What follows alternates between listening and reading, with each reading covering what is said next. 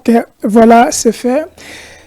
Le PSG, Paris Saint-Germain, a aussi résilié contrat naïe. Il y a partenariat avec le Rwanda. Il y a Paul Kagame, Ezalaka, Estima Canavalère. Il y a 44 millions de dollars, mais Touchiko Kapelisus Nanga Moussousou était le ministre des Affaires étrangères pour poursuivre cette démarche jusqu'à Naba Club, surtout européenne, Etkali, Arsenal, le P, Manchester United. Donc, au total, jusqu'à où la République démocratique du Congo va y aller pour vouloir avoir des sanctions contre le Rwanda. Dans cette émission, nous allons en parler parce que les chefs de l'État Azali a entendu, Azali, Bazakozelaï a sommet, il y a SADC, PESC, est-ce qu'ils allaient important, peu nécessaire, chef de l'État, à Kende, Bissi, Kawana, pour la face à face avec Paul Kagame concernant la guerre, l'agression. Il y a RDC soutenu par Rwanda à travers les M23. Dans cette crise, nous allons aussi parler violence, carnage au Salamaki. Récemment, Kunana ville ya Goma, Oyo, plus de 3000 personnes tuées. Yango, gouvernement, à travers le ministre Patrick Kamouya, le porte-parole, il y a président, c'est le porte-parole, il y a gouvernement, c'est même le porte-parole aussi. On peut dire dans cette moment-là, il y a président de la République, basé en la Suisse, pour la colocar sanctions contre carnage oyo tobengi tokobengango génocide Salamaki Nangambo ya Goma. Nous allons poursuivre cette émission. Est-ce que Nanga Akena Bave après discours naye kuna Nangambo ya discours meeting na Salaki na Goma, est-ce que Sali Bave par rapport à Nango? Nous allons revenir dans cette émission. Pour cette belle émission, nous vous disons soyez les bienvenus, bonjour, et nous vous disons encore likez, commentez, et comme d'habitude, ne zappez pas, restez branchés parce que nous allons parler de la République et parce que la République est menacée. Mais pour cela, Tokobo, ça n'a peut-être que le Kinshasa parce que ville ya Kinshasa, tout ça comme on a, ville les alliés toujours abandonner l'embouteillage presque partout. Est-ce que la ville vraiment est dirigée? Dans cette émission, nous allons aussi en parler parce qu'il y a trop de choses à dire, il y a trop de choses à analyser parce que surtout on a quoi analyser. Est-ce que dans cette fois-ci, dialogue qui est lancé avec le fameux Sango, est-ce que ce dialogue-là peut aboutir à quoi? Est-ce qu'il faut partager les gâteaux comme on l'a dit? Est-ce qu'il faut aller jusqu'à pas Nanga wa Bazali complice ya comme Batou? Est-ce qu'on doit les dialoguer? On doit aller aussi les conciter pour notre Zouani, Motouya. Est-ce que les régimes, comment les régimes a géré cette gestion? Quelle est la responsabilité de nos autorités qui sont en place, les régimes en place? Nous allons en parler avec Monsieur Jérémy Bakale, Izali Moko, acteur politique, pas les moindres, Azali analyste, Azali peu proche, il y a sacré, mais par sa manière de parler, il est un peu indépendant. Nous allons parler avec lui.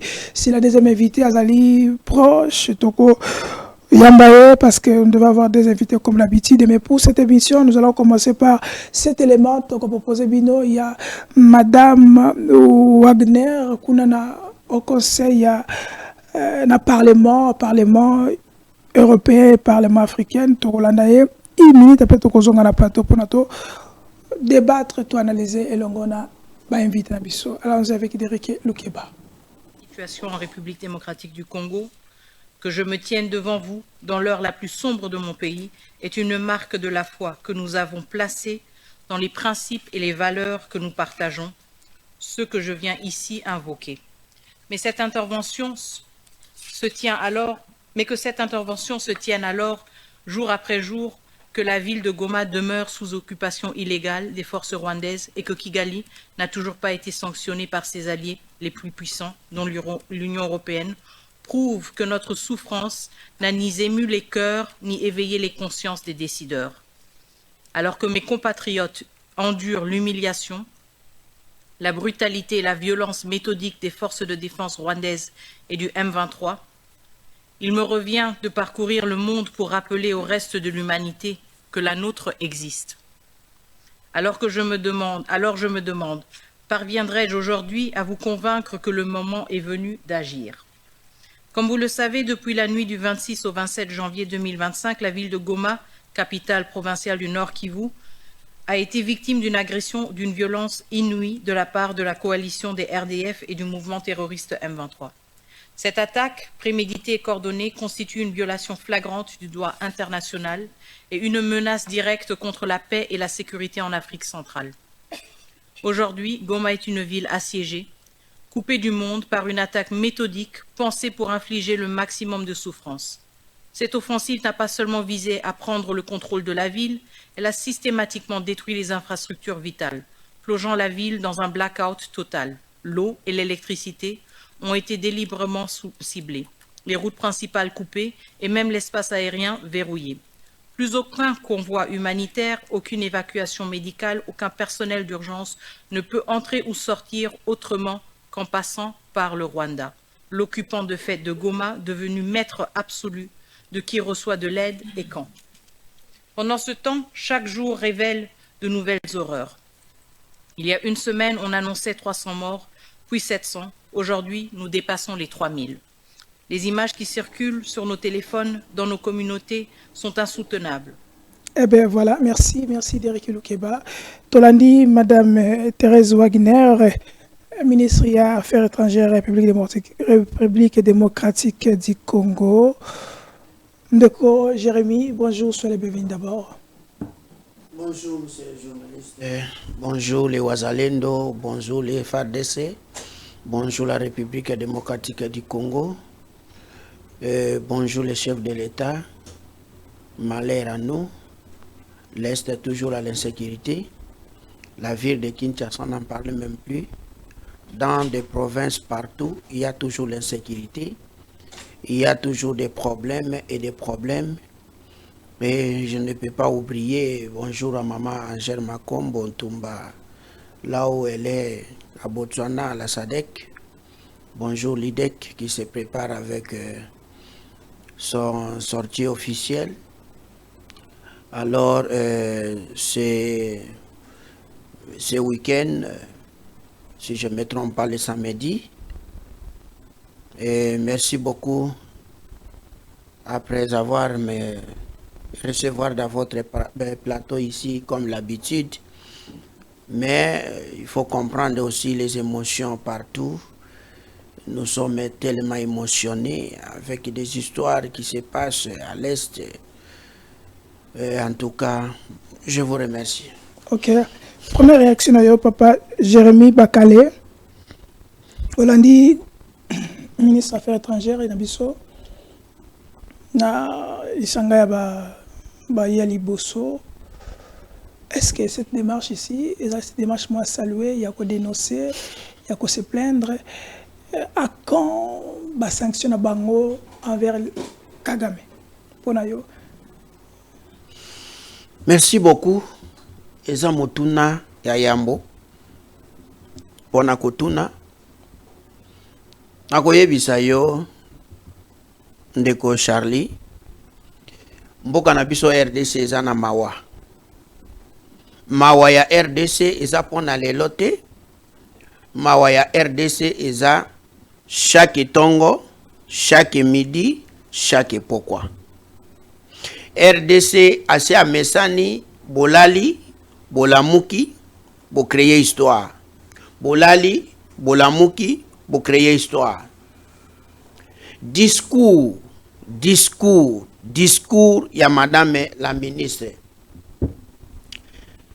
À produire ou à ne pas produire. En tout cas, quant à moi, ça ne m'intéresse pas. Communauté internationale. Nauti koloba récemment na micro ya télévision mosusu avant toutefois que makambo ya Goma ekoma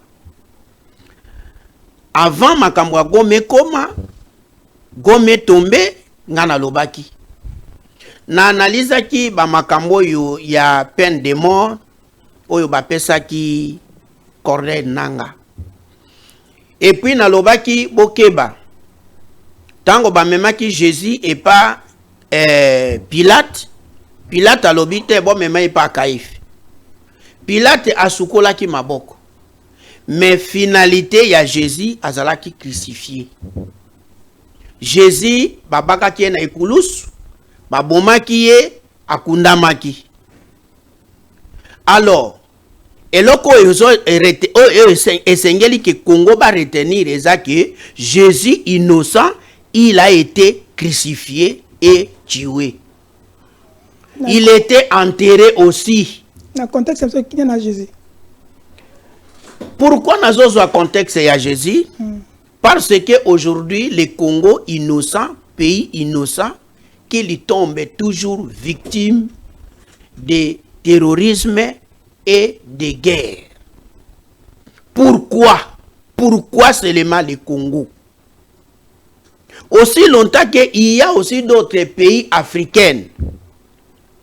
Oye voir même tout autour Nabiso. Ba pays wana bazo Sibiri makambwana périodiquement et rare. Et ce qui likambe salemi finalité nango kaka solution ezwami. Finalité, solution ezwami. Mais au ya Congo et comment le Congo une maladie incurable. Pourquoi tout ça la nini et qu'est-ce qu'il faut faire? Les autorités du Congo, les autochtones, les Congolais, les Congomani, vis-à-vis na makambo oyo tout ça la ndenge nini. Ndeko Charlie, eza likambo ya ko kamwa te? OK. Est-ce que ça likamwa mupaya? Eza mupaya te? To yebi ba cessation ya Katanga. Le Katanga n'a pas commencé aujourd'hui. C'est depuis Kasavu, Boulumumba et tout consort. Donc eza le loté là banaka. Non, eza likamwa mupaya te. OK. Même avec de l'histoire, ce qu'on qui attend na histoire. Likambo ya ba cessation de Katanga et comme ça et tout consort, ba cessation on est le kaka déjà. Et après indépendance. Voilà, et Salama Boé et agressé. Qu'est-ce que nous avons eu à faire pour quoi est-ce un problème autour de une solution alternative ou solution définitive? Parce que aujourd'hui ils ont toujours l'autre quoi ils sont. OK. Solution nini? Tout ça là pourvu que kimia ekota na Congo. Eza eloko moko ozotuna eloko ya mutuya. Première solution eza nini? Première solution eza que ba continuons so oyo bazoya kana Congo comme le président de la République.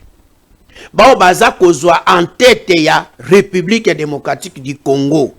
Eloko ya liboso eza Congo botika koponaka bipona pona.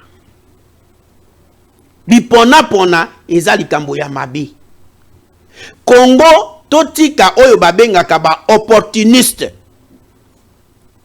Congo il faut elongwa na système oyo balobeli ya système politique. Na Congo etikala jamais kozala dirigé patriotique. Mais Congo ezalaka toujours dirigé na ba contexte politique. Oyo bango bayebaka toujours koloba conquête de pouvoir et puis conservation de pouvoir. Donc contexte politique eye kokosa bayi Congomani. La raison pour laquelle le Congo veut être dirigé par les Français. Bon, je n'ai pas dit les Français de la France, mais les Français de la langue. Parce que ceux qui m'ont taillé, à bêti discours, nali falasé balobi, aza éloquent, aza professeur, aza boyenaboye, Congo eza naba trop de complexe infériorité. Alors, bazo favoriser babilo komoko oyeza na nkita ya mokate oyeza na intérêt ya mokate ni bénéfice à population. Congo veut toujours importer le tout. Nous sommes restés seulement pour importer les caca. importer. C'est ça le problème. La raison pour laquelle toza lelo na ba fantaisie. Toza na ba fantaisie gouvernementale. Toza na ba fantaisie des dirigeants. Toza na ba fantaisie d'armée. Toza na ba fantaisie de quoi? Des autorités fantaisistes. Tout est en fantaisie. Tout est piraté. Okay. Au Congo, nous vivons dans la piraterie. Parce que nous voulons importer les tout. Bani nyango bazo terroriser est ya pays. Ce sont des autochtones. Même Et envers, il y a combien de solutions qu'on a cherchées au Congo ici? Combien de solutions? Combien de solutions? Totangela yo, combien de dialogues? Et ça les mis out. Dialogue, oui, les alaki. Congo aimait ça, hein? Mais na liebi yo que Congo aimait ça, non? Il y a un zolo bela, non? Congo aimait ça, na ba dialogue. Mais toi, Bantou, on doit se réunir toujours, c'est pas ça? Banini? On doit toujours se réunir tout autour d'une table pour en parler certaines choses de la République. Hein? Na langue maternelle na ngai, oyo ngai na benga ka langue paternelle na ngai ezalaka kimongo. Ba mongo balobi boyi, etongo biango bobi. Cela veut dire quoi? Quand vous attendez toujours des querelles dans une même famille, c'est que hier ça ne va pas.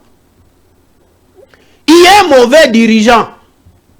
Donc, chef ou ya famille wana azamalamu te. Ok, merci. Toujours continuer, toujours patrimoine, parce que j'ai une question à vous poser pour clôturer sommet, parce que ce qu'on a sommet à chef de l'État, parce qu'il est en Tanzanie, pour la réunion, il y a SADC, na EAC, réunion de crise au Bisso, concernant pour la Bisso, guerre aux Akoleka na Mboka na Bisso. Donc, toujours Patrick Mouya, parce qu'il est à Genève, pour la zone na tout concernant les droits de l'homme dans ces pays. Allons avec Derek. Écoutez, nous venons parce que la République démocratique du Congo a demandé et obtenu une réunion spéciale du Conseil des Nations Unies pour le droit de l'homme pour faire le point de la situation que nous vivons à Goma depuis plusieurs jours, marquée par l'entrée de troupes rwandaises.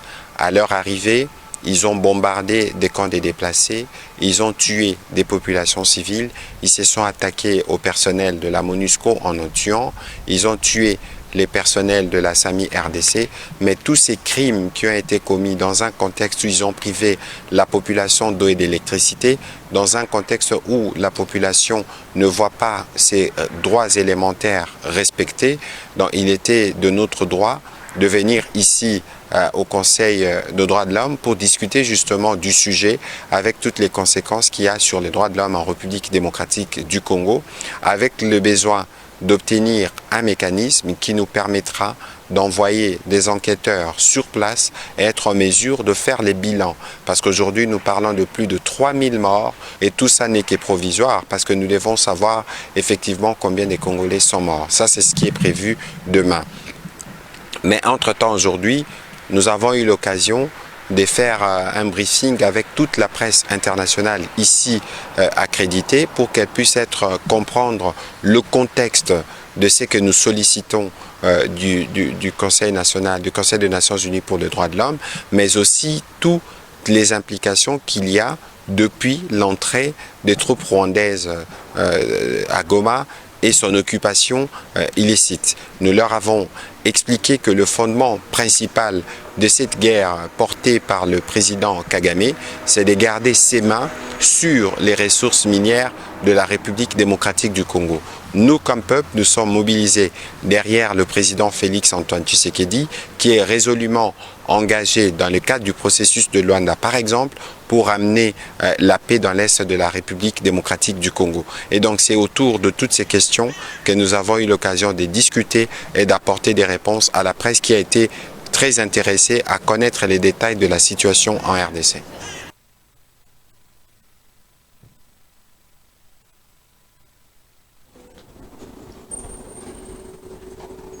Ok, merci Derek Lukeba. Ndeko Jérémy, les ministres, le gouvernement, qui est à Genève, on a conseillé à droit de l'homme, on a dénoncé, il y a plus de 3 000 d'autres qui nous délai, qui est 5 000 tués dans 2 jours. C'est comme s'ils avaient un génocide au sein de la République démocratique du Congo, mais il n'irait pas quand on a dit ceux qui ont dit ils allaient dire quoi? Est-ce que nous sommes abandonnés dans sous-région, nous sommes abandonnés dans le monde entier? Quelle sera votre proposition concernant la guerre? Il y a Est, il y a République, avant qu'il y ait un sommet, il y a EAC. À vous la parole. Na Est de la République, de journaliste, Olani ministre Ndalobia. na koyebisa yo nauti koloba awa kala mingi te kebe biloko nyonso oyo eza ba fantasy. Pona nini nalobeli yango ba fantasy na yebisi yo ke situation ya Est oyo ebandi lelo te. Situation ya Est oyo ebandi depuis ngai kutu nano na botami te. Sikoto ibongo déjà. Sikoyo to botami. Problème eza nini? Bake na Genève. Tango bango bake na Genève. Est-ce que ba invité Corneille Nanga? Pas ça. Corneille Nanga ke na Genève. Oyo kite ke Corneille Nanga auti ko beta meeting awa na Goma asali gouvernement. Mais bango bake ko dénoncer na yoki na munoko ya porte-parole ya République azo accusé toujours Rwanda. Corneille Nanga c'était Rwandais. Mais Corneille Nanga c'est un Congolais. Mais il y a Motu oyo asali gouvernement na Goma eza Kagame. Ce n'est pas Kagame, eza Corneille Nanga. Siko Corneille Nanga wana. Donc bango baza na ba élément que moto ya zotinda Corneille Nanga eza ka Kagame. Ouais. Donc eza lisusu M23 pour Kagame te et comme M23 avec bato ya Corneille Nanga bango nyonso dirija kaka moko oyo zo canaliser bango eza ka Kagame. Mais oyebi ke za bongo banakala. Ngana yebi Kagame aza pion ya communauté ya ba communauté internationaux. Nde pion wana pourvu que baluka kanzela ya kokote la koyiba recherche ya Congo. Eloko ngana yebi yango wana. Alors, na ba troupes armées oyeza na Est. Au Conseil économique et social ba invita ka à l'époque gouverneur ya Nord Kivu. Gouverneur ya Nord Kivu tango ayaka ko dénoncer ba troupes armées à peu près 300. Et na ba troupes armées wana oyo ba dénoncer kaka na Est 300. C'est pour cela nga na lobelaka Est oyo ezaka na ba guerre te ezande partage des terres. Partage des terres. Eza ba partage des terres. Eza guerre te. Donc il y a une forme de balkanisation. Balkanisation seulement. Eza la ba guerre te. Tala na pesa que exemple ya guerre proprement dite. Eza guerre net to zalaka na ba guerre mondiale. To zalaka awa na ba guerre ya ba 80 jours. To zalaka na guerre entre Mouzé et Mobutu. Donc Mutu asalaka guerre n'objectif moko boye a atteindre yango. Okay. Na kati objectif wana azo avancer en processus pourvu que atteindre objectif na ye. Mais oyo guerre ke na kofana ka na kwe moko ekomaka na Équateur te, ekomaka na Bandundu te, ekomaka na Congo central te, ekomaka na Kasai te. Guerre wana suka kaka Est siri Est. Mais ok Kagame nani les fameux nanga lobi ke yakokuba kumati dikisa. Mais wana eza nanga sikoyo eloko nini ba préparer pona nanga.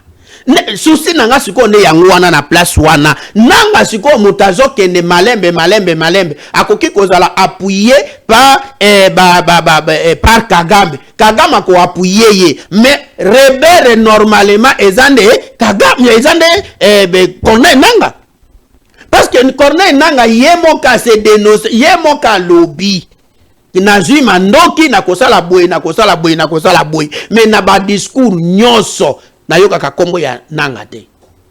Ado pona yo fo watia koma nanga.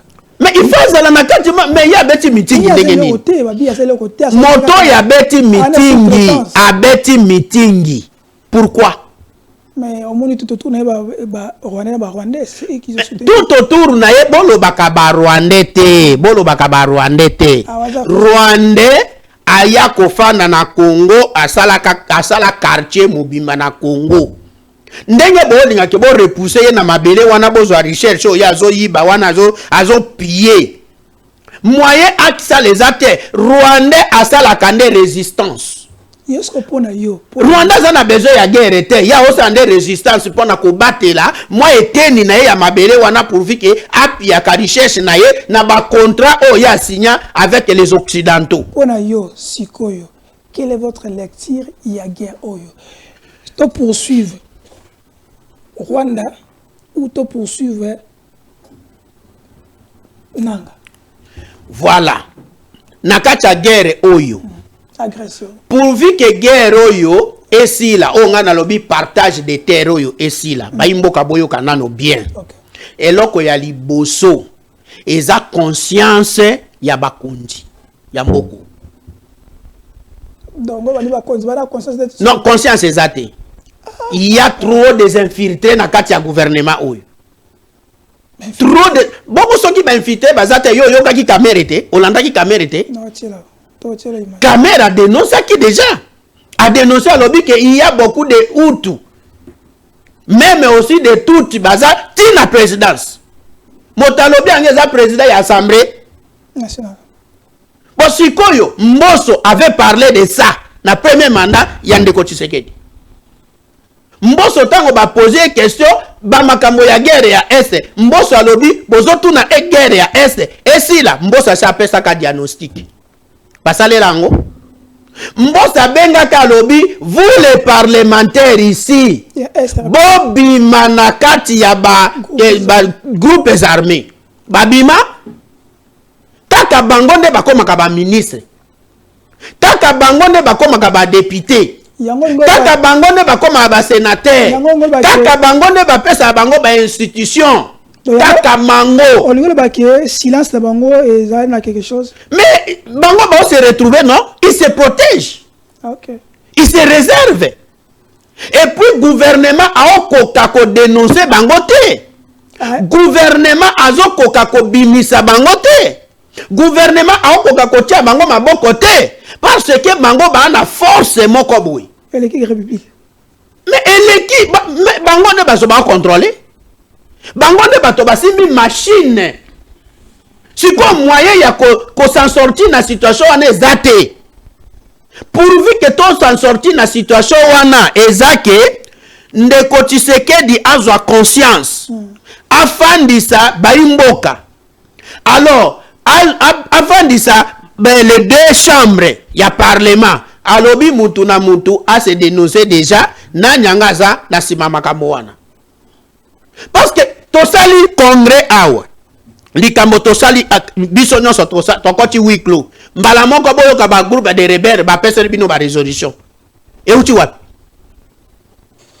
euti d'infiltration parce que bato e bazana kati wana c'est celui qui contrôle les mouvements. Le chef d'État est entouré avec des infiltrés. Azan entouré avec les infiltrés. Ba makambo nyonso yozo yoka wana ezokende gauche et de droite. Ndeko na ngai solution nango mona ki Kabila tango makambo ane salemi Jean-Pierre Bemba bimi boye Ruberwa alobi te awa bato danga moyena trahir bango ezate pourvu que nasala eloko yesi la nasala ndenge nini ayokani na Pierre Vie na ye alobi vie to sala ndenge nini Kagame ayebisi alobi benga bato wana bokabola Pierre Vie na ye. Mais Kagame est un roi. Oui, un roi d'Afrique. Puis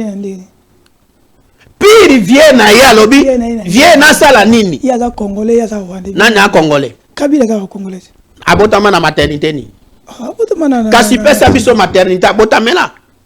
Na mama nani na tata nani.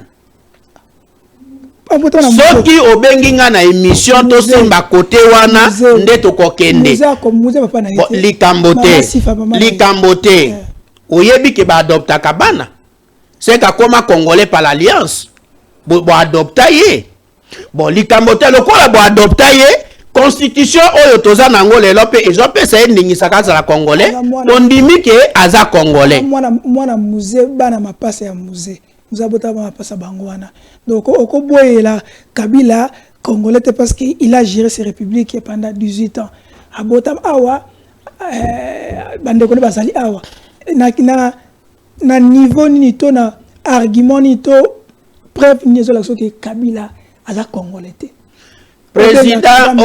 président oyo noir azalaki na États-Unis awa Obama bolobaki aza nani aza américain aza américain mais apparemment il est africain olobi déjà mais comme tu es déjà mais c'est-à-dire que il n'était pas américain akomaki américain par l'alliance akomi américain ndenge pe Kabila akomi congolais un point et barre kuna to continuer alors de toutes les façons nde sikoyo moto soki akomi eloko wana nda bosani originaire na ye yanga zonga ke papier vie na sala ndenge nini coach na ye coach akoche ya lobi benga bati pwana bokabola yango wana omona ki asangisi ba Jean-Pierre Bemba asangisi ba Luberwa asangisi ba wana mosusu ba Tirza di Goma nde ba ye kosala 1+4 tango basalaki 1+4 bitumba est oyoka yango lisusu ezo tikaki koyoka lisusu bitumba ya est eloko bango baosala wana nde baolinga barkotisa biso na 1+4 donc processus to ke déjà to koma na zo bakobenga kaka nanga yaka fanda awa nani mosusu aza kuna yaka fanda awa nani yaka afanda awa bo siko ndenge eza boye tosala ndenge nini partage de gâteau olingolo ba ke démarche ya 5 pour otala kokutana nanga eza démarche mwa mabe 5 pona kokutana na nanga parce que bayoki nanga abeti mitingi asali république de Goma. Bon, siko tango ebandaki ebandeli nanga ake na télévision abandi ko dénoncer ba makambo nyonso na salité oyo ya sala parce que nanga ne mutakoti sedi biso makambo oyo tangible nanga ko sila azaki président senia bina mo boke ko voter ya atangi kaka qui est le président abi intel et s'il nous sait les suki wana OK bravo nani atangaki atangaki kaka bosiko na ba sorti aux journalistes non oza na ba discours ananga te ba koro ya zolo baba sinyaki yango na miso anani ya demo siko yeso ki azalaki demo na te ayebaki ndenge nini ke Kabila na Tshisekedi basinye ba accord devant bato boye esika na oyebisa ok Kagame oyo azande coach siko bakendai ko signer accord wana na miso ya Kagama ça va preuve siko yo preuve za nanga no boatanga Kagame yatanga mbo boat mususu Kigali o bakenda ki ezamboka ya nani Kigali eza na Congo donc eza na République démocratique du Congo toza na pays nani province mosusu kwambo Kigali OK ba 5 avant que le chef d'État ba 5 balancer processus ya consultation ya dialogue pour que ça ba imboka. Est-ce que vous approuvez ces démarches et allez tarter pour nayo parce que déjà nanga banaki banda bunagana M23 avec nanga bon parce que bana côté na katikati baye ti ba comme na Goma mais balancer processus pour nayo ezali tard ou ezali la bienvenue. Si vous avez la bienvenue, quelle est votre proposition à sortir des crises Oyo? Nanga avant la place Mona Biso, Nabatne surtout, ton sololi, ton nyanga pour nayo azali la bienvenue te awa na dialogue Oyo basengo.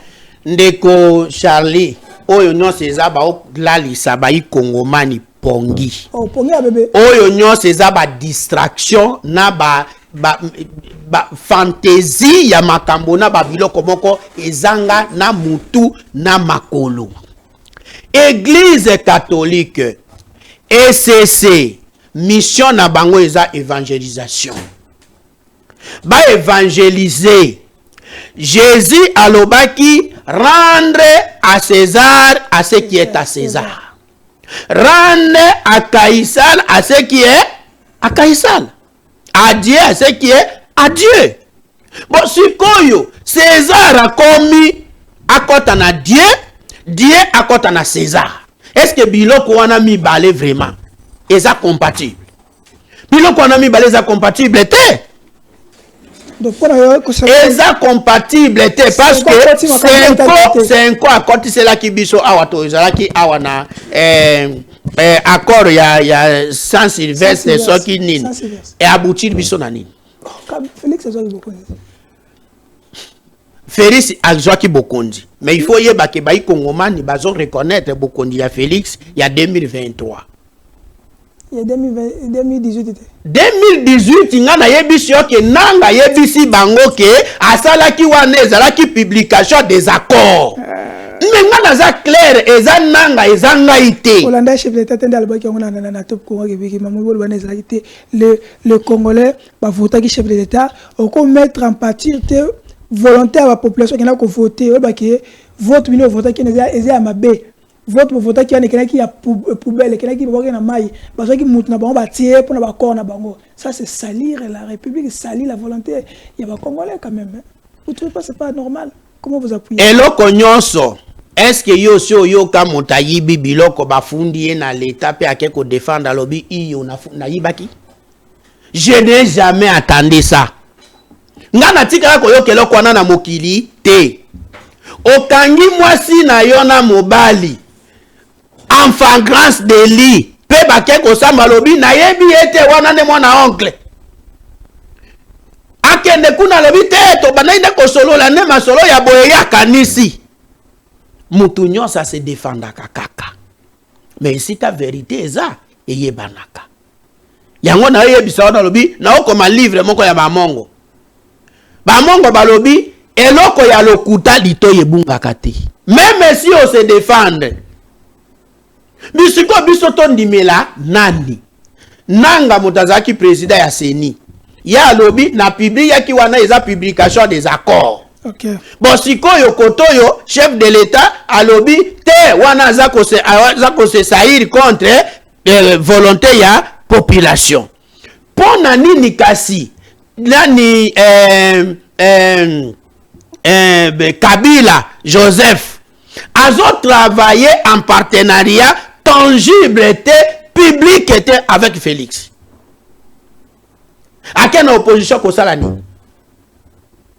Parce qu'il y a des partenaires directs qui a Félix. Il va falloir travailler à Félix.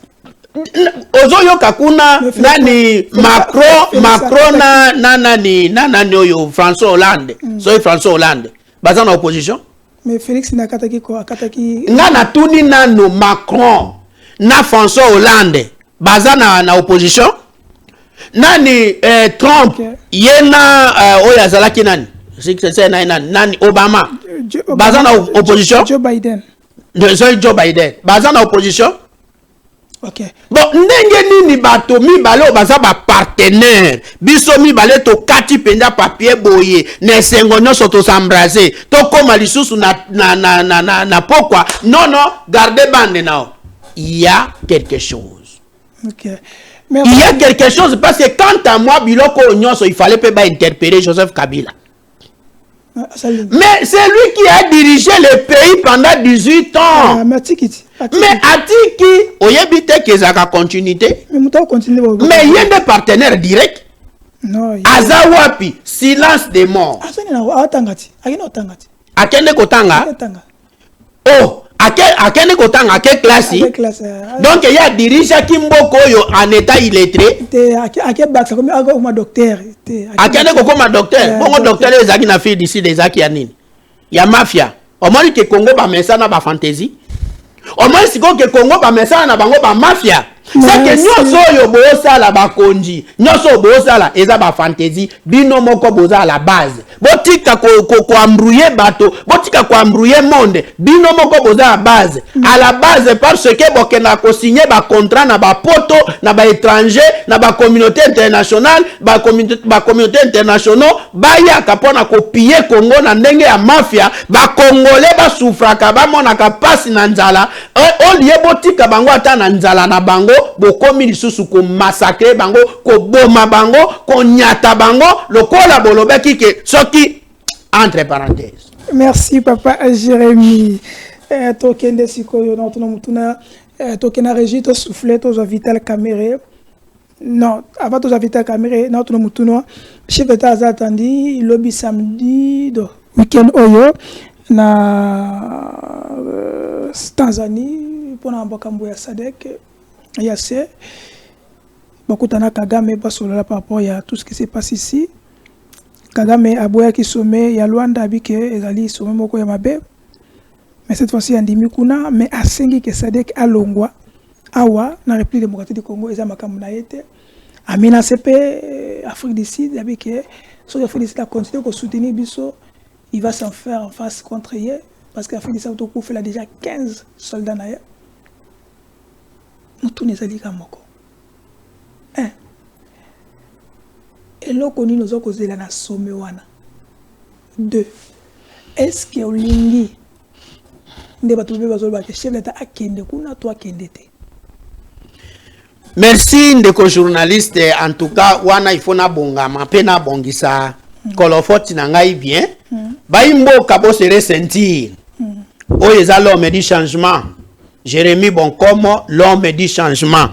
Ngana tiaka mai na munokote na za na problème na mutu te. Soki obomi na ngai obomi nde ba congolais parce que ba congolais nde bato batindi ngai ba pesi ngai ndingisa na ya kolobela bango. Chef de l'état yoka ngai bien. Numéro 1, pays Congo ekota na SADC na état de guerre. Motoloko la Kangama bino bobenga e Kagame ngana benga ka e Kangama. Ngana ami mongo akoloba teke da massacre Congo na ye parce ya zo massacre Congo a nyatelango. Kangama akoki kolinga existence ya SADC te. Pourquoi? Parce que ezande grâce na SADC que Roland Désiré Kabila akomaka président de la République ya Congo. Azwaka soutien ya SADC. À l'époque là, SADC, si je ne me trompe pas, Azalaka na 14 États membres, 14 pays États membres. Alors, comme Mouzé a signé contrat que SADC va soutenir pourvu que akota na Congo abenga na dictature ya Mobutu entre guillemets, ce qui azalaki dictateur, ce qui te toyebite au moins ta dictature na ye Congo ezalaka ta Zaire ezalaka ta na kimia. Alors sikoyo tango ba signé Congo emesana nango ba accord na ba accord ba signataire des accords a akoti tanga koti alobi récompense oyo ngai na ko récompenser SADC ezanini SADC basali musala pona ngai emonani ngai ye yo pe nazui ebonga siko na sala nini nazui Congo na kotisi yango na SADC. Congo eza na Afrique centrale parce que batebele ba mitu na ba question wana mais SADC Afrique australe boyo kasikoyo polele tanda. Okay. Congo eza na Afrique centrale mais na kati ya mouvement wana ya Mouzé Laurent Désiré Kabila nde azwaki Congo akotisi yango na SADC. Yango lelo SADC ekomi Congo ekomi pays état membre ya SADC. Alors c'est pour cela que Congo azana ba organisme belé. Na kati situation wana ye Kagame basenga ki akotara SADC aboyaki. Alors ayebi force ya SADC. Soki ke SADC akozala à la hauteur pour un dialogue wana bokomona Kagame te. Kagame koyate. Wana eza première lecture. Deuxième lecture. Deuxième lecture a confirmé mais oyo pas confirmé qui. Aya quitté. OK, c'est bon. Deuxième lecture eza boye. Ngai tata Mokonjo Ekolo Antoine Tshisekedi. Coup de chapeau et pas na yo, ndengo zo sala ba résistance na yo. Ozo kanga sentir eza malamu tozo accompagner yo toza simanao. Ngai pe nazo accompagner yo. Yo comprendre ça. Mais si ko yo problème na ngai eza boy. Yo comprendre ça. Nazo accompagner ye parce que na minute au moins na minute yo. Yo toujours dénoncer mon. Au moins na minute yo. Surtout accompagner Félix Tshisekedi te. Okoma mona ticket. Parce que yende motaza portier na minute yo. OK, allons-y. Alors, na lingi na lo baboye. Ngai peut-être lokola Sadek andimi à soutenir yo na kati wana ya considération avec Sadek, je dis bien Sadek. En dehors ya Sadek na koyebisoka catégoriquement et carrément kokendete. Mais soki Sadek bazo assuré yo okoki kokende ofanda table moko na ennemi na wana botala na mbunzu na mbunzu elongi na elongi na EAC ensemble EAC longola na mupandi papa longola EAC na mupandi EAC wana eza eloko moko ya Kagame wana boro na ya pochiti ye mota manipilaka EAC wana eza lokola ye mota simbi télécommande asimbi télécommande na EAC mota simbi télécommande chef de l'état eza Kangama eza Kagame. Alors pourvu que Kagame ye a sabotaki yo na rencontre ya Angola ayaki te soki ezalaka Sadek te na lingai na yebisa yo kokende te Kagame akende ye moko sikoyo Kagame ye ye lokola azo monake aza roi c'est les solutions ezakaka préparer déclarer guerre contre Kagame. Et s'il y a un point barre, quand vous avez kuna zwaga gabiki na yo lobi devant les communautés internationaux. Biki na ngai yango yo étant qu'Antoine Tshisekedi Tshilombo mukwa ntombolo alors ngai na signé. Ngana Kagame tokutana kanga na front. Mais toi na baliété faut que toi na baliété toi est-ce que se rendre compte na bato wa kufi belé est-ce que se rendre compte de la munition est-ce que se rendre compte parce que guerre ezali mbongo ezali coup est-ce que se rendre compte ne surtout wana tous ces détails là est-ce que Kagame azwi mbongo wapi yemo biaza na bato na simane biso bana ba simane biso mais bato wana eloko nini ezanga ke to signer ba contrat mais banda 6 ans surtout mais Sadek ye wana lobi a soutenir biso. Mais jusque là na Sadek Sadek azana mbongo Afrique du Sud kaka bongo na Sadek Afrique du Sud. Non eza 16 eza na lobake so to ngoli Congo 15 états 15 pays états membres jusque là baka moko 15 wana bazana force ka moko nda ko bossa na teke Maroc azali. OK, merci toke na régie pose les mains à vite à la caméra après nous allons revenir.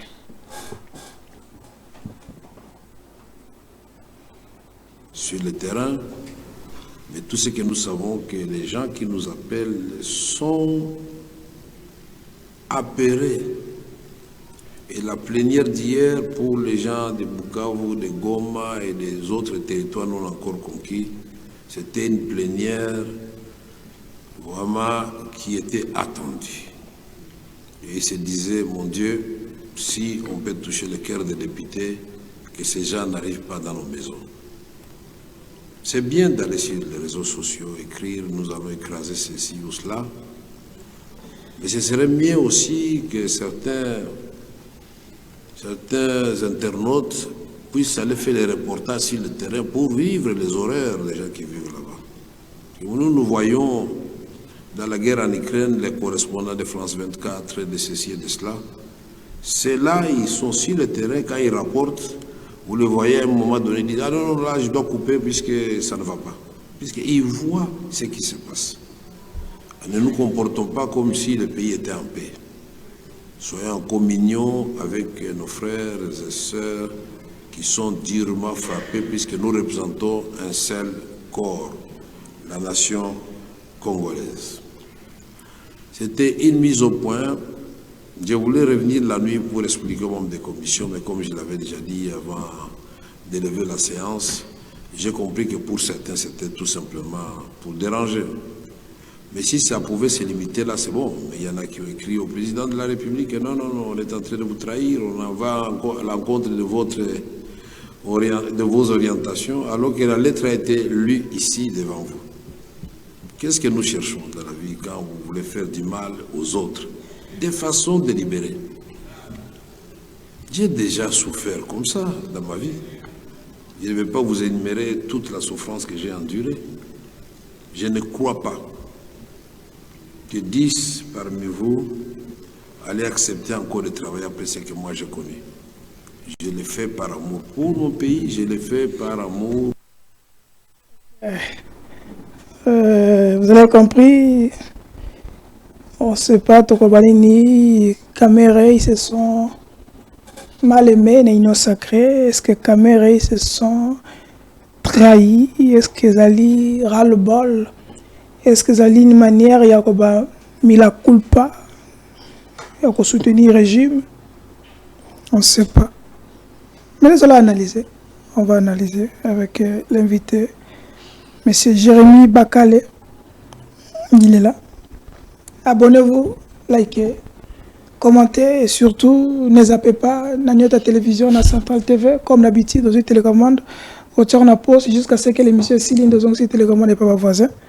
Ce que voisin peut bien, c'est que voisin. Mansoula Katebandi. Mamboka Jérémy, Elibosso, quelle est votre réaction? Tango qui vit à la caméra, ils sont en train de se plaindre.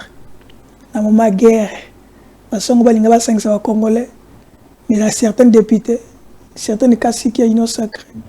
Bon, qui n'est pas chef d'État, qui est chef d'État, Vital Caméra, est-ce que tout autour, il y a chef de l'État? Il y a des hommes sincères, ou il y a des complices, comme vous l'avez dit, des traîtres, ou il y a simplement des gens qui veulent toujours noyer les autres pour qu'ils aient un positionnement pendant qu'ils sont dans la guerre. À vous. Ndeko Charlie, soko tuninga ikutumutuna wana. En tout cas, naebi ata eloko nini nakoki koloba na kati te. Mais ye moko ndeko Kamere, c'est à se dénoncer clairement. C'est à lobby makambo nyonso. Ba résolution nyonso eza déjà acquis. Combien de fois biso ba mosusu les hommes du changement to belela déjà qui ndeko Kamere ayi mayele. Mais mayele ya ndeko Kamere eza lokola mayele ya nyoka oya kendeki ko séduire Ève na jardin d'Éden. Ayebisi ya lobi amoni mbuma wana oui nzamba lobaki ke soki bolie bokokufa.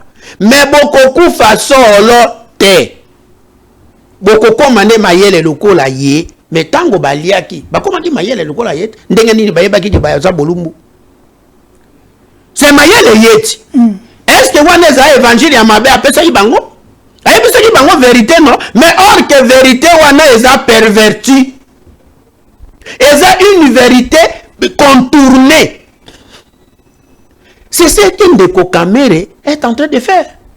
Une vérité. Ngai soki na moni ke este oyo eza na niveau ezaleli. Yo kanisinga na ko dédouaner Ndeko Kamere. Président de l'Assemblée nationale Est.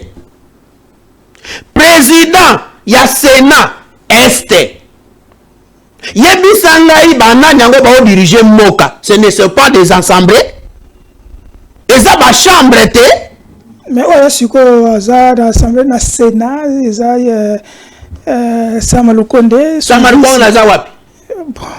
Son vice. Non non, pesanga pas ce sont qu'on douter nationalité na ye wana vraiment na yebi atati na moko te. Congo ezo exister. Samalukonde aza de sortir ça wapi. Ya Équateur. Au Katanga. Ya au Katanga. Au Katanga eza ST. Eza nord. Ou ou bien ça est.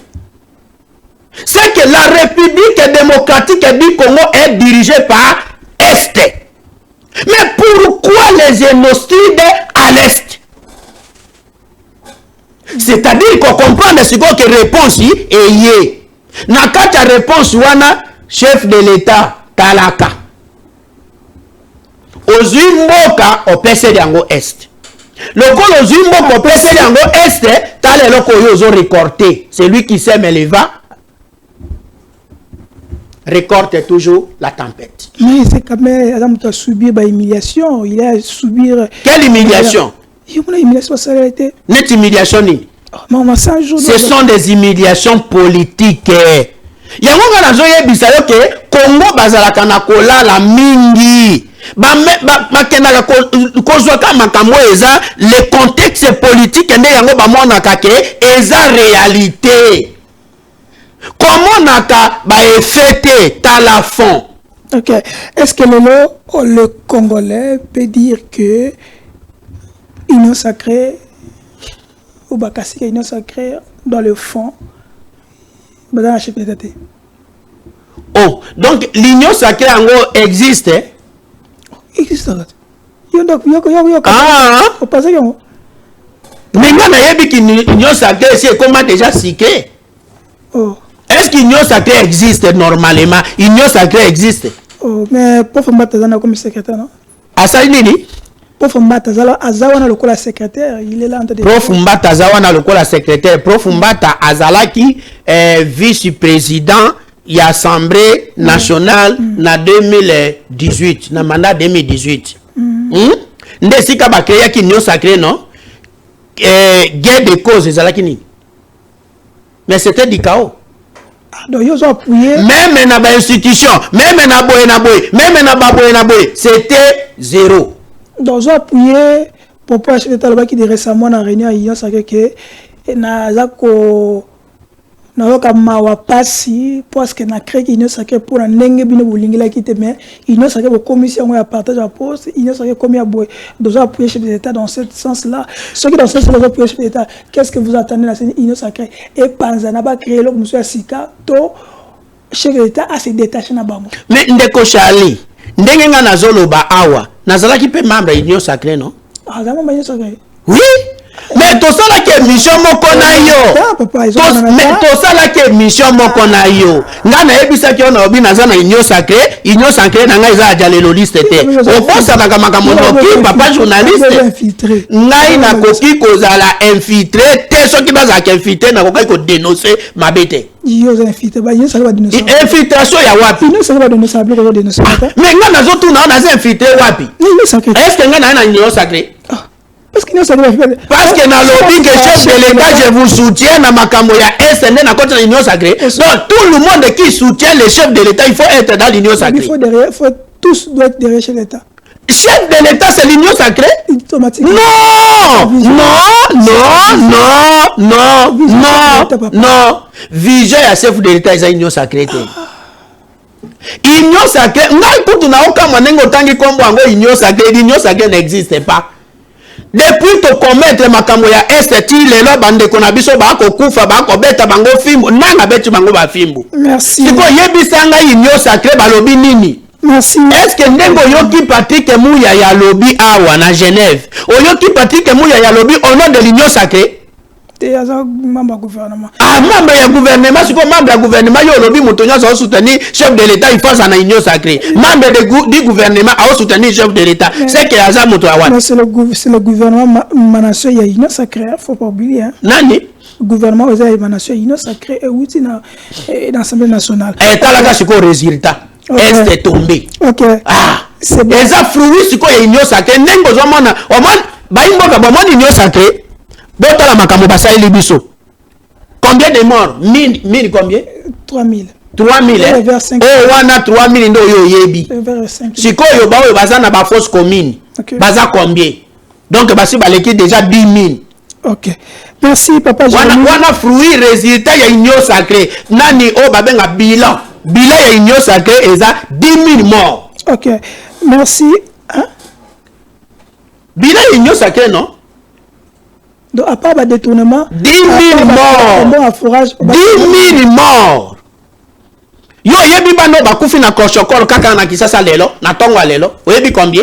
Merci. Mais kene na ba hôpital ba yebi sayot ba koshokolo eza combien? Kene na ba province si onyoso wa nezanini eza ba kokufa te. Merci. Ba terroriste oyo bakangi ba deni bakuluna oyo bakangi bicha kuluna wa nezanini ya chômage non? Yo kaisi moto soki aina mosala na ya azana ta yo kerosa kuluna. Merci. Siko misala ezate basali kuluna bakateli bango peine de mort ale bazui bake ko capturer bango wana ezanini ezana kana comptabilité union sacrée. OK. Bilan de l'union sacrée aujourd'hui c'est 10 000 morts. OK, merci. Tokomi na suka question moko ya suka na otuna yo. Est-ce que ce qui est là au Tali République démocratique du Congo, n'a tout le monde mananga est-ce qu'on va dans mais ça c'est déjà dépassé. Ce qui est là tout vandi, to bitali biso moko ba Congo là face à face. Au Tali Bobuto Zalaki, Mouzaye, Joseph Oye, Lelo, Félix. Est-ce que nos autorités, binobo élite, est-ce que vous êtes je peux dire que est-ce que vous êtes ou est-ce que vous êtes à l'auteur, il y a responsabilité, il y a grand Congo. On a formulé la question, on a dit est-ce que l'élite n'a pas autorité? Parce que correspond à la gravité, il y a grandeur, il y a Congo. Parce qu'apparemment, ce sont les mêmes pratiques qu'ils ont comme la biso. Apparemment, tous ont été. Est-ce que vous allez dessus, vous allez appeler l'un des élites à Congo, ou pour nous la fierté, si vous avez la fierté, avec quoi vous avez fier l'élo, nous surtout avec la République démocratique du Congo, avec toutes les agressions, avec toute la souffrance, avec tout ce mode de vie, dans la ville à Kinshasa, dans la province, rien ne va, rien ne marche, mais nous sommes quoi avancer. Quelle est votre réaction par rapport à ça? Et nous allons terminer par là. Au Moningaï, l'homme du changement, Nakolo Banamutuna na wana tuku. Bengangaï Zaïrois. Ko bengangaï Congolais. Ngana omona ke Congo ya Congo eza c'était un nom de malédiction. Création ya Congo. Captivité. Obalobaka Buumbu. Buumbu wana eza ndenge nini? Colonisation ya ba Belge, Congo belge. Colonisation. Tolongo na Congo belge, tokomi na Zaïre. La paix retrouvée. Tango tokomi na paix retrouvée, soki kakoza na mboka Kingani Songolo pakala bamoni Zaïrwa ye wana tala ndenge bakoyamba yo. Okozwa lokumu na mumpikiri kinyoso. Tango tolongwa sikoyo na Zaïre tozongi na Congo démocratie. Tango toye na Congo démocratie, après Congo démocratie este ekomi na ba état mosusu. Ba institution KO. Mboka ekufi. Ba imondisi partout. Kini la belle, kini la poubelle. Nakati ya pavé d'or, tokomi na mabulu. Mabulu oye botamaka neti ma ezo botama na source. Insécurité ekoba partout. Na Congo, mutu nyonso azalaka ka chef. Soko bimi na boulevard, mutu nyonso azalaka ka pressé na bato ya makolo, mutu nyonso pressé. Nde créer biso société embouteillage. Na Congo, wana kombo ya Congo na Congo tokomi Paris Foot tokomi entreprise publique ya l'État. Mwana mboka nyonso soko za chômeur kele na Paris Foot tokomi lokola fonction publique. Tokomi kosale la Paris Foot nini publicité chaque jour na munoko pona nini parce que fonction publique ekufa. Merci. Siko yebisa ngai okobenga ngai Moi Congo. Mais nazana mawana motema na pasi. naza na autrement te parce que nasi na botami wana yango wana il faut que na supporter mais bien bazo ko sa recrutement ya ba jeune na Grand Équateur to moni yote ozo comprendre ba te Bemba komi kosala bona ko citer comme on avait pas sur ya motocité aye kosala recrutement lelo ya ba jeune na Équateur ba kende wapi ba ko ta armée tango ya azalaki ministre ya défense asalaki recrutement lelo yo motaza ministre ya transport a recruter bana Équateur ba ya kosala na transport so ba ya kosala na transport na banjela nini basala na transport na mituka nini ba ki armée ba ko ya transport ba ki akomi lisusu ministre ya armée ya défense ou bien yenda komi siko ministre ya intérieur bon aosala recrutement en qualité de quoi de qui ozomona siko esika Congo ezomema biso na Congo ndeko benga ngai Zaïrois na kozala na fierté ya kozala Zaïrois ke nazala Congolais tala siko bilo kwa modele wana ministre ya défense akunami ministre ya défense alali ministre ya défense a voyagé ministre ya défense akeku ne pas nanga ministre ya défense aze pas nanga pourvu que ministre ya transport yakende kosala ka recrutement ya armée mais tango yazalaki ne bonga wana il n'a rien fait wana no c'est nini Congo. Ok, on est à la fin. Papa Jérémy a dit quelque chose que je voulais aussi signaler. Ça fait très mal, hein? Ça fait très mal dans ce pays. Au moins, la ministre de la Justice a se transformé en ministre intérieur. Au moins, la ministre de la Défense et le ministre de la Transport s'est transformé en ministre de la Défense. Au moins, la ministre il y a Moïse Zangi a se transformé en porte-parole du gouvernement. Donc, correspondant, il y a journal nini. Gouvernement de Poto-Poto. On ne sait pas comment. Combo Nango est un gouvernement de Poto-Poto. Merci, Papa Jérémy. Voilà. Mais pour terminer, nous allons demander à tous. Nous allons dire que warrior, gouvernement des incompétents. Les lorsqu'ils ont commis un gouvernement de Poto-Poto. Merci. Où en sommes-nous? Ndeko Tshisekedi a une chance de namoki. Merci. Na ba fort recrutement que n'a recruté. Ok, merci. Mais à votre économie, mon conseil de sécurité naïe, professeur Ebari, nous allons signaler quand même que la République est menacée. Mettons à côté toutes nos divergences. Réunissez-nous parce que le pays est vraiment menacé. Pour mon inanga, à Outiko, Kobeta Batou, Batou soutenir Nanga. Je vous informe, c'est la fausse route. Tout na ba image ou eleki na Nanga pour un meeting, sur un meeting te ba ko beti yo film le kola ba kanza. Mais bato va soutenir Nanga automatiquement baza ba rebelle non? Il faut ne pas capturer bango. Bato va soutenir Nanga, je vous ai dit que mais pas c'est la biso bango to kata bango batingo. Tala bato baza na Goma nde ba beta mi fille. Donc tu ne peux pas soutenir Nanga. Tala tout autour na yebanen baza sont les Rwandais.